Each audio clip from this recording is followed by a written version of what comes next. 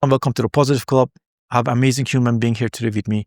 His name is Josh Hill, and he has been making a lot of difference in the community. So I was very shy growing up. I had two brothers, and our whole life was in our house.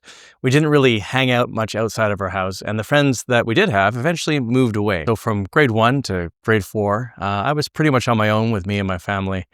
And it wasn't until much later in life that I found a bit of a sense of belonging in high school with some peers, but it was always that struggle, whether it was a new school, a new city, a new job.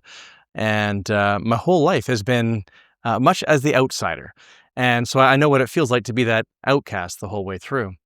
And a lot of the people that I've met along the way are kind of in that same field, whether they're brand new to town, newly out of a breakup, or just looking for better connections than their existing circle that suit them as they've grown as an adult. When I first moved to Kamloops many years ago, I met this guy, Brandon. I had come out of a relationship. I had no friends in town. I was a massive workaholic, and he was having this paint night at his house.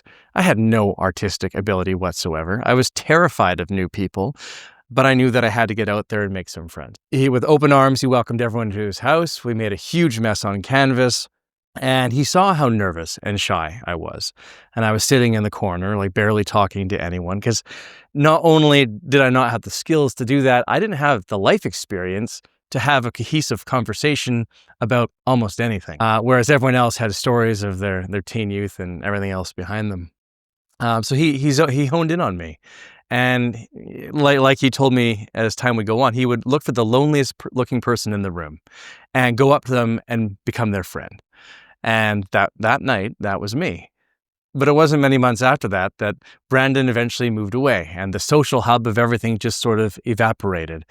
And I didn't want things to end because I finally felt like that whole other side of my life was finally appearing out of nowhere. I didn't realize what I had been missing to be social because I was such a workaholic. I invited some people over to my house for a game night, which turned into eventually copying his art night idea, and it just sort of grew. And then about 3 years later, I had developed my own social circle. There's a psychological study called Dunbar's number, and it talks about the average social circle size, and that people have up to about 5 close friends, 15 people in their orbit that they communicate with on a weekly or monthly basis, and they're generally aware of and can have a stable connection with about 150. I had my people at that point. I didn't really need more. And I was socially burning out a bit. I was hosting originally because it had become fun. It had become this like exciting thing to do. And then eventually people kept asking, Josh, when's the next hike? When's the next art night? When's the next whatever? And I started hosting events, not necessarily because I wanted to, but because other people wanted me to. It drew in me a bigger purpose. And I started living vicariously through other people's enjoyment and other people's connection, watching other people have that opportunity that I did not have when I was younger. As you get older, in your 20s, like late 20s, 30s, 40s, how do you meet people if you're not going to go get drunk at the bar or join a very specialized, say, yoga class or another program? How do you have a diverse array of activities with people that are also reaching out, especially outside of the like the comfort bubble of what might be your workplace or something else? And that's where the group saw a lot of value because we had people coming in from all walks of life. As the years continued on, I lost one of my closest friends. Ross passed away in 2018, and that was really hard for me because he was the foundational friend of my childhood. He was there for me. He was the new kid in class in grade 4. And he was funny and social, and everybody loved him. I looked up to him, and he kind of naturally bonded with me because I was this quiet, shy introvert that he could relate to. And he had lived in Vancouver for a lot of years, and we had gone our separate ways, but always stayed in touch. He came out to Kelowna quite a few times. Vancouver's a very tough city. It's known as one of the most antisocial cities, or I guess asocial cities in Canada, because people are working 2, 3, 4 jobs to make ends meet. And they don't necessarily have time for other people. And he was the kind of guy that always had, I guess, heart on his sleeve. He was always looking out at the more depth-seeking experiences. He was a very artistic, very genuine human. And he was hurting so badly in Vancouver. And he committed suicide. And I was so distracted in my life by hosting events and bringing other people meaning that I was failing to pay attention to his world and the people that were actually close to me as well. That was a really big moment where I went from hosting fun gatherings to watching other people have fun to being, okay, this is now my purpose. This is what I need to do, because even if I can save one person's life or bring meaning or connection to somebody's life and prevent them from feeling the same way that maybe he did. How do you feel when your friend passed away? What happened? How do you feel? And then what came out of it? So when Ross passed away, everything came crashing down and to an absolute halt. And it was very grounding. It made me just think about everything that maybe I missed along the way. What were other things that I wasn't paying close enough attention to? It went from maybe sometimes acting recklessly to all of a sudden thinking about everything I said at an event and being, okay, what if the person I'm talking to has had a really bad day? And the next words that I choose are pivotally important for their day in some fashion.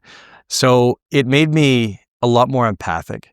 It really helped appreciate the greater diversity of the people that would come to events and try to understand people more from their point of view. Instead of just saying, hey, come have fun, why don't look so sad, just join in.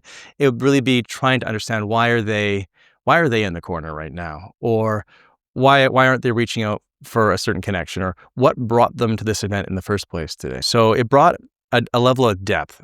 What are some of the things you've seen? Because I know in your group, people like gotten married and things like that. Talk about some of the things you've seen. So one of the coolest things, and you already mentioned it, was people coming together for relationships, whether they wanted to necessarily or not. Like if their purpose was simply to make new friends. We've had more than a few people meet through the group that wound up dating, people that have now gotten married, had kids. And, I thought I was going to be married years ago. Clearly didn't happen. But watching other people, find their happiness through the group made it worth it for me. I've seen a lot of people come to the group that are also natural leaders that say, this is amazing that you're doing this. Why aren't you charging for this? What's the purpose? And it confuses the hell out of people. These business-minded people going, this is awesome, but why? So why are you doing this? Are you dying? And I'm like, no, I'm not dying. So I want to see other people bring that joy into their life and hopefully continue it on. So anywhere that I've lived, I encourage people to host as well. I never wanted this to be all about me. I wanted this to be about people, bringing people together, because people that walk through my door, I don't expect them all to be my friend. I don't care if they're all my friend. I have strong viewpoints. I have different hobbies. I'm horrible at dance, but there's going to be people in that group that show up that are awesome. And so you see a lot of spin-off groups. You see a lot of people find their 15 or a greater community if they're a host and start their own sub club, whether it's a food group, a dance group, book club we have. And it really is, when people come together, that is the ultimate purpose. So, you're a humanitarian at heart, that's what I like about you. But, so tell me, you could charge for this stuff, right? Why don't you charge for it? I'd really love to find out. The financial barrier for a lot of people is really tough. Not everyone has the ability to pay. So here's a company in Vancouver that does charge for events, and it is insanely expensive. It's essentially for the elite. It's $3,500, $4,500 a year. And I went through their interview process. And I was kind of curious how they did things, because I had thought I am putting a lot of my own money into this, and I don't have unlimited financial freedom. I can't just keep providing. I would like to do cooler things, bigger scale things that we could all enjoy as well. And when I looked at their calendar, I was like, this is Wing Wednesday. This is a trivia night. I'm like, what are you guys doing? You're charging a phenomenal amount of money to be part of this elite club and not doing anything special. But when I moved to Calgary, I started Adventure Calgary. So like a branch off of Adventure Kelowna. And for the first little bit, I was building the membership base. And as the years went on, I was able to charge for a subscription base to the group, $5. It gave me the money to afford insurance, a business license.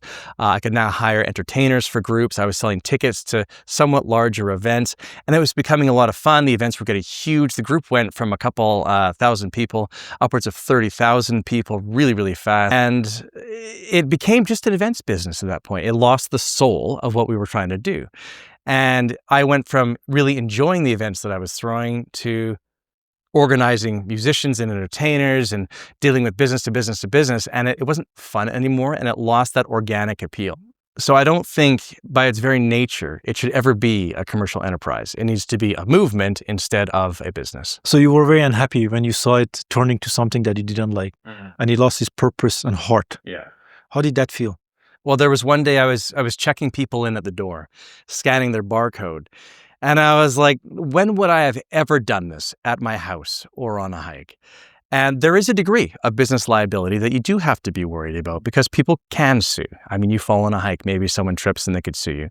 There's always risk. When I was hosting, it wasn't this fun thing anymore. And it was people funneling in that I couldn't remember their names. I didn't know their story. And one of the things we tried after that was this game we would play at events to try to bring that back. So everyone wrote in with 3 things about themselves.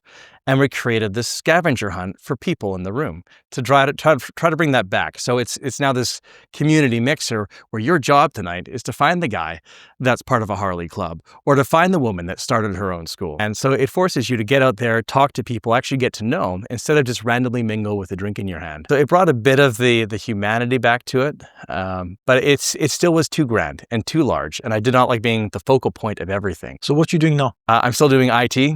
I've been doing IT since I was 10 years old. Yeah. I started making apps. I diversified into real estate. 10 years old. 10 years old, you started making apps. You are a genius. Tell me about that. I'm really interested. So my mom got me computer lessons when I was 10 years old. And this guy, Jamie, taught me HyperCard, which is basically PowerPoint, but for Mac and way back in the day, a scripting language where we made really cheesy computer games. And one of the first games that sold was Murder Mystery. And it was a black and white click-through game where you had to solve the mystery of James or Jim Harvey or something, why he died. And someone sent $2 in the mail, American. And they bought a registration. And all of a sudden, I was like, what? People actually pay for apps? And this is way before apps. These were software applications, like way back in the day. A few years later, one of my high school best friends, who's basically a brother to me, he said, I want you to create for me a program so I can listen to my music when I wake up. Because this just didn't exist back then. And so we're talking like 1990, and I developed an alarm clock that would play his MP3s. And I put it online.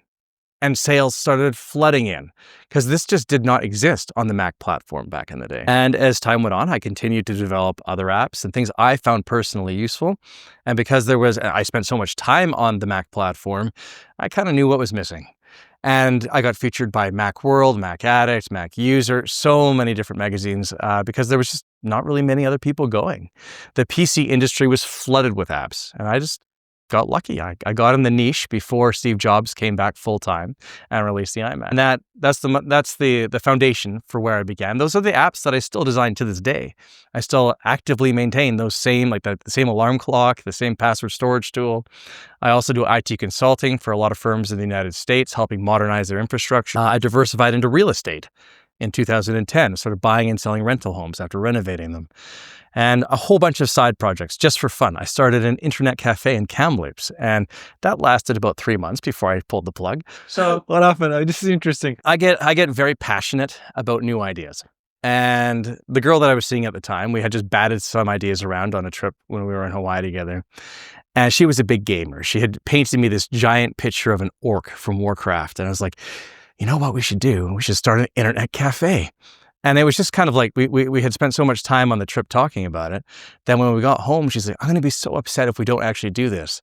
And I was like, I am going to do this. It's the entrepreneurial side of me. I did zero research into, market feasibility or anything else because I had the money from the software business. So I put it under the same brand and we launched, but it was not a practical business. A year, I think, after we launched, PC Bang here in Kelowna shut down. Because the business model was going out of style because personal computers and good computers are now cheap enough for everyone to have in their home. So we had a lot of fun for a few months. So when you say grow my soul in different ways, we'll talk about that a little bit. So grow my soul. I thought a lot about purpose after Ross passed away because he had a natural calm about him that just felt normal. And everybody loved him. He had something that I coined as spiritual gravity. People would just fall into his orbit, and the people that did loved him. And to me, he was an old soul. My whole life, I felt older than my peers. I've always been, like I said, that workaholic. But when I started hosting, there was that art and community side that opened me up. And so when I think about all of the things you could do in one person's life. If you think of life as a video game and you're trying to get points to score the most number of points, is that by hosting 42 different art nights? By hosting 36 cook nights? No.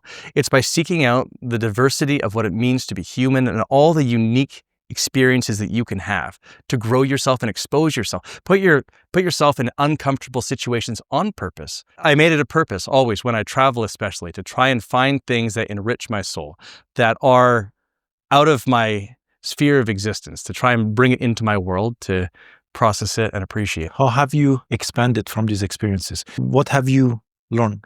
The most important thing I learned from all of it is speak less, observe more. And I used to be in the spotlight all the time, and I grew to hate that. And I've really appreciated having that calm and that serenity of being able to go somewhere, observe a different style of life without judgment. And when I grew up, everything was very Christian, very black and white, very right and wrong. That attitude carried over into my adult life in ways that I didn't intend.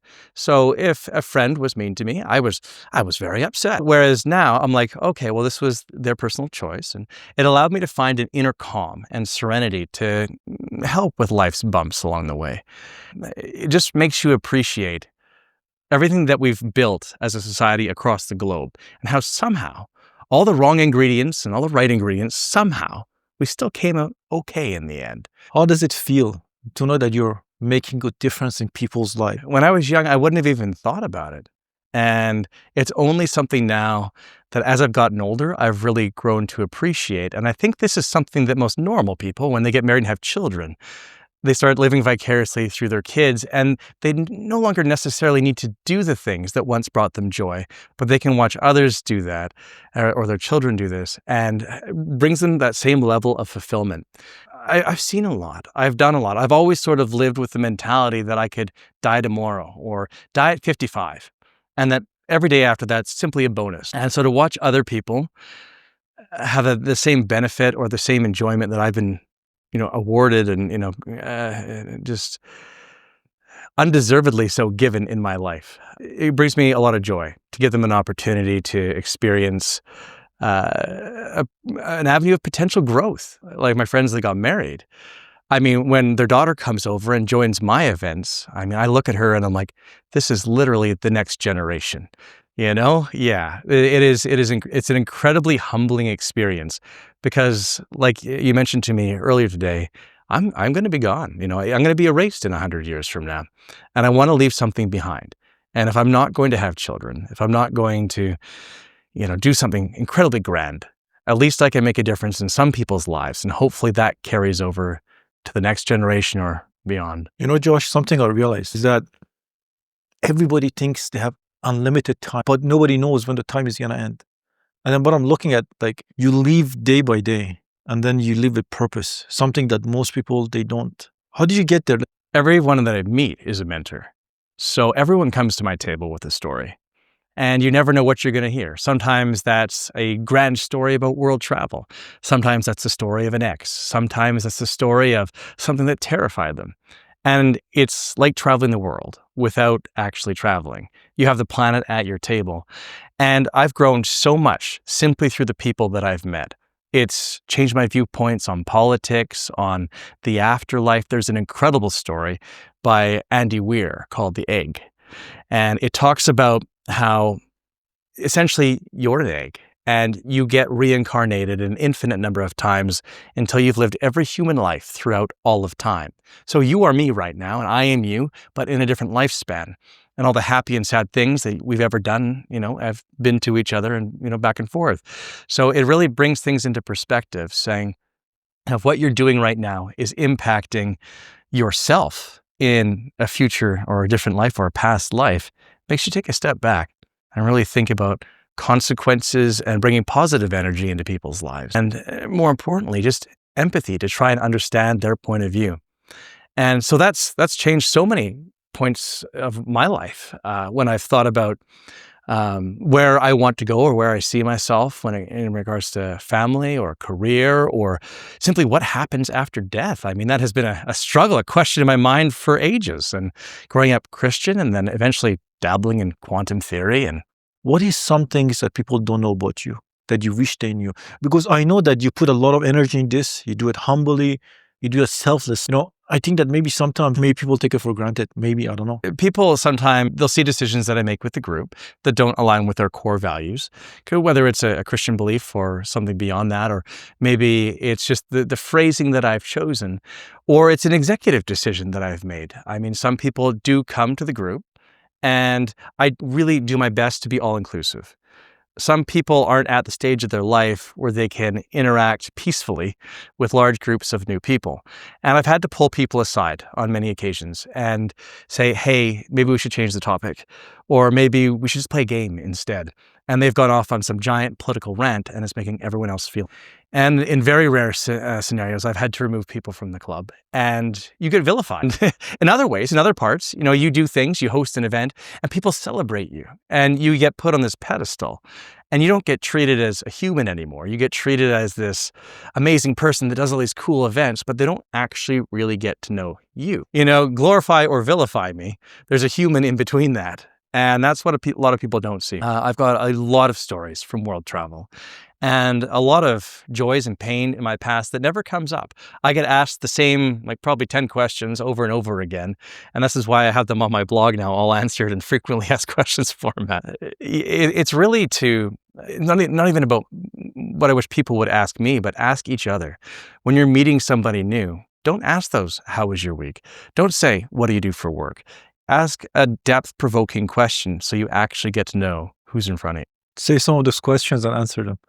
A lot of the time, people walk through my door, and you recognize people almost immediately with how they're interacting. And I don't like putting people in categories, but you can tell which level of social development certain people are on, or why they walk through your door in the first place, or certain viewpoints they may hold. You kind of know where the conversation is going to go. And one of the fun parts of my evening is taking someone like that and being like, maybe challenge them a little bit, push them out of the limits. My friend came to art night the other night, and she pushed herself out of her comfort zone entirely, even just to be there. After about 10 minutes of painting, she's like, no, I'm done. And I'm like, okay, you don't have to paint, no problem.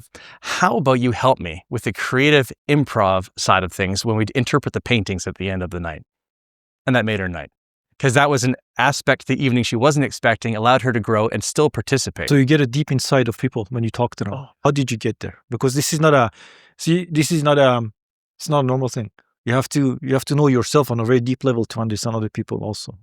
And a lot of understanding people is getting it wrong, hundreds, thousands of times. I've definitely misunderstood people, and I've made plenty of mistakes. It just becomes a feeling you get when you meet somebody. And it's not something I don't think you can train into people or really explain and put into words. And whether it's a natural vibe or it's something more scientifically explained, I don't know. But you just get this natural intuition with people when you meet them. So Josh, you have done all this amazing stuff and you keep building community and changing people's lives. Where do you see yourself going in the future? 3 years, 5 years, whatever? I've spent almost 2 decades, giving back, helping people bring community together. And I created a framework on the website for people to create their own community. And the forums are there. We have well over 100,000 people in the Okanagan group alone, not to mention Calgary and beyond that. The forum is now there. The history is there for people to look back and say, it can be done. It does work. And they can go off and create it themselves. I don't want to host until I'm 90. I want to go back and have my own family. I want to keep traveling the globe. I want to keep having new experiences that challenge me as a person as well. As many cool and unique events as I host, I still want to become the most fulfilled soul that I can be by the time I pass as well. So I see myself in the future continuing to volunteer across the globe, participating in less developed nations where I can, whether it's building community or homes or literally anything else, but just bringing meaning into other people's lives. You mentioned purpose. Why is it so important to have a purpose in life? And why is it so important to combine purpose and passion together? So a lot of people, it's really easy now. Everyone lives as their own king or queen of their life. And when you can live on impulse, when you can have all the food you want, all the entertainment you want, just all the toys you want, when you don't have a purpose and a mission in life, you flounder and begin to feel meaningless. the core of you is completely empty. You have all these things and all these people in your life, but for some reason, you know at your core, it's empty. And it will eat away at you. And people find purpose in all sorts of things. They find purpose in being a parent. They find purpose in work. They find purpose in giving back, like myself. And it doesn't matter what it is, but it's a motivating, driving force that allows you to evolve. And it has to be something in your life that it can't just be your job. It can't just be like, oh, I've become a teacher, so I'm going to be an awesome teacher with lots of purpose being a teacher. You have to love what you do, because that will bring a layer of depth and color to that black and white painting of your skills. So combining those two is something. If we lived in the utopian world of Star Trek, if everyone had income didn't matter and you could just pursue your passion in life, what would everybody be doing? Would there be as much crime and war and despair if you could just, your whole purpose in life was just to pursue your own interests and grow? Where would we be? We'll be an unstoppable species that can change the whole universe. Hopefully it's coming soon. I have one more question for you. What is your message to people who have anxiety, maybe you have depression, but they want to meet people? These are deeply rooted psychological barriers for a lot of people, and myself included. I mean, I was terrified of people for a long time, and I've been burnt so badly in my life where I wanted to stop hosting, and it took a phenomenal internal power to overcome that, and to go back and put myself out there and just keep moving along. Ultimately, if you don't confront fears and anxiety, and you mitigate the symptoms of these, but don't actually develop new experiences in your life that challenge those, you will be stuck in a perpetual circle of despair and agony, and it is self-creating, it's self-inflicting. You can have anxiety about, let's just say you have a fear of heights, for instance. If you continually just push that bar a little bit further each time, eventually you're going to realize that maybe it's not so scary after all. And depending how badly you've been hurt or how lonely and isolated you were growing up, it can be an absolutely terrifying experience to go out into a group of complete strangers and variables. So start small. Message the host. Say, is there a smaller event that I can come to? Is there something I can come to that doesn't require speaking, or where I'm not going to be put on the spot? Or if I come, can you introduce me to someone? So as scary as people might be in your own world, chances are the people you're going to meet at an event like we do are in a similar vulnerable state where they're reaching out with a empathic and compassionate hand, looking for people on a similar wavelength. And even when people don't align, you see it happen all the time at events. People just gravitate naturally around the room, and people kind of clump together and find their group. And even if you just watch and participate in the activity, that's one of the most important things, is you can't just get together and in a room and have a glass of wine or juice or whatever you're having that night and expect magic to happen. You need an activity to fail over or to succeed at together. So there always has to be this sort of team building exercise. And so if we're cooking together and we burn the kitchen down, or we're on a hike and it turns to a thunderstorm and lightning or whatever, now you've bonded, like trauma bonding, and it's been a fun experience. Or, maybe we decide, okay, we're going to do a murder mystery tonight spontaneously, and we all hand out character sheets. The introverts in the room are like, holy crap, this is like terrifying to them, but they don't have to be, and they can be part of the audience, and they watch. And after watching everyone else stumble and mumble through it, they feel that, oh, maybe it wouldn't be so bad after all next time, because everyone else is struggling just as they would have. When you're trying to accommodate a social club and build community, it's a whole different level. I've seen a lot of people take what I've done and try to do it, and whether and they spawn a subgroup off, or they've tried to steal my group, and you see what happens when people do it for personal gain. Eventually the group falls apart. Yeah, and it became a marketing gimmick for them, and all the interactions they were having with their group members were basically templated. They would welcome all these, hey, I haven't seen you in forever, come on in, oh, I missed you, get them a big fake hug, and it made me want to puke. You're going to have bad days, you're going to have good days. And people can smell that, and they know. When I'm having a crap day, people can feel it on the host. When you're trying to do a good thing, you need to do it from a place of actual good-hearted. It needs to be a natural reflex. If you're doing things in your life only to build karma points, wouldn't that erase the karma points? Because you're only doing this for selfish gain, to get karma points. So when you're trying to build a community, you naturally need to do it because you believe in it. And it doesn't matter if someone starts a subgroup that doesn't align with your values. That's their prerogative. You have to look at the greater whole of the picture that what you're doing. They've found a subcommunity. They've developed their own world because of what you started. If you start doing it for profit, like I was trying to do in Calgary, it's easy to get addicted to the money because the profit is good because people are lonely. And charging for friendship intrinsically feels so fundamentally wrong for me because now you're charging for mental health. And there's a lot of people's lives that can be saved, a lot of people's days that can be turned around. And I don't think that when it comes to basic human connection, which is like part of the hierarchy of needs, food, shelter, connection, that these are things that necessarily should be charged for. And then beyond that, that's when people start to grow. Because when you're missing these core parts of the necessities of life, you can't focus on anything else besides getting those pieces back before you can start blossoming. So with a group, with like what I've started, it can be easily tainted and corrupted by personal gain. It can be easily corrupted by a motivation to convert people to a religion or to sell houses to them and turn them all into clients, to whatever. So it's very delicate. And I've learned that lesson many, many times. I wish more people had the free time. And you see a great sense of community in seniors communities, but there's such a struggle to make ends meet in our youth that people, they work and they just want instant gratification and satisfaction. So they go grab a beer or, buy a new toy or whatever. And they don't have that time to just reset, relax, and think about what they truly want that would actually make them happy. So Josh, how can people find you? If they want to come to your events or your party, is there a website? Is there a Facebook group? What are some of those things? So the main hub for everything that I do is through adventurejosh.com.